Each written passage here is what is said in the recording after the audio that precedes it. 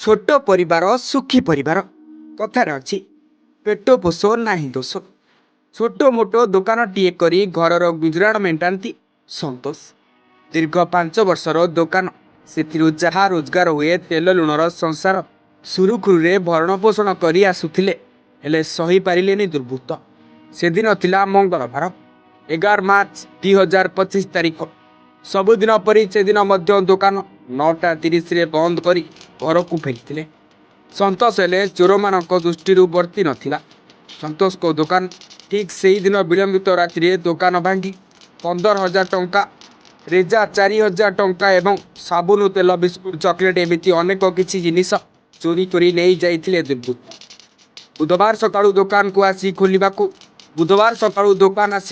गला बेले देखा पाइले दुकान रे चोरी होची स्थानीय थाना रे अभियोग होची स्थानीय व्यवसायी माने कहवा कथा रात्रि हेले मदुआ पाउडर ख्या को उत्पाद दिन को दिन बढ़िबारे चली आज व्यवसायी माने निजक असुरक्षित मन कर घटनाटी होची पुरी जिला डेलांग ब्लॉक मौनी मठ बजार दृश्य एप्रति पुलिस प्रशासन यथाशीघ्र पदक्षेप नेबा पेट्रोलिंग व्यवस्था करने साधारण चर्चा जोर धरी देखु मु हिमांशु भूषण आचार्य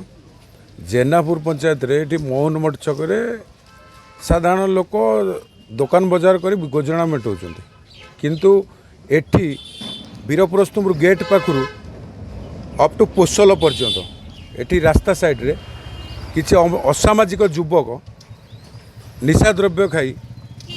एमती अभावन परिस्थिति घटाऊँ किंतु एठी चोरा मद बेपार चलची चोरा पाउडर बेपार चलची पाउडर खाईकरी एठी लोक आसिक दुकान रे एमती अमानुषिक कार्य घटाऊँ प्रशासन एप्रति दृढ़ दृष्टि देवा दरकार पेट्रोलिंग व्यवस्था दरकार एवं ये जो असामाजिक युवकों पे सख्त कार्यानुष्ठान नवा दरकार। दुकान 5 वर्ष दिहला दुकान केतरा खोला हुए बंद दुकान 6टारे सकाळ 6टारे खोला हुए 9:30 9टा 9:30 बंद हुए राति चोरी चोरी केम जाइले चोरी भोर 5टारू आसला बेलू दुकान खोलिया